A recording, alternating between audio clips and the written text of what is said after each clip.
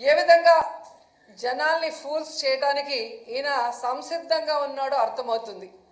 ఇది ఒక్క పెన్షన్ విషయంలోనే కాదు, రోజు రోజు జనాల్ని ఫూల్స్ని చేయడమే పనిగా పట్టుకున్నారు ఈ చంద్రబాబు నాయుడు గారు.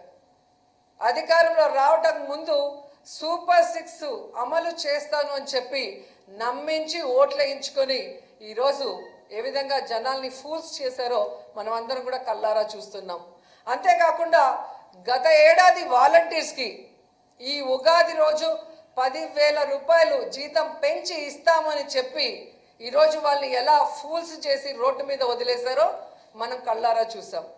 అలాగే ప్రతి ఇంట్లో ఎంతమంది మహిళలు ఉంటే అంతమందికి 1,500 రూపాయలు ఇస్తామని చెప్పి ప్రామిస్ చేసి నమ్మించి ఈరోజు వాళ్ళందరినీ ఎలా ఫూల్స్ చేశారో మనం అందరం కళ్ళారా చూస్తున్నాం.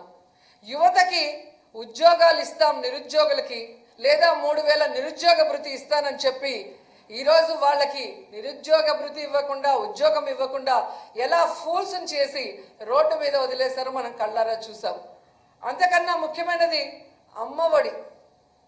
ప్రతి మహిళకి ఎంతమంది పిల్లలు ఉంటే అంతమందికి, ఒకరుంటే 15,000, ఇద్దరుంటే 30,000, ముగ్గురుంటే 45,000 అని ఏ విధంగా అరిచి చెప్పిన చంద్రబాబు నాయుడు ఈరోజు అధికారంలోకి వచ్చాక గత ఏడాది అమ్మఒడి ఇవ్వలేదు, ఈ ఏడాది ఇంతవరకు ₹1 ఇవ్వకుండా ఆ పిల్లల తల్లులని ఏ విధంగా ఫూల్స్ చేసి రోడ్డు మీదకి వదిలేశారో మనం కళ్ళారా చూస్తున్నాం.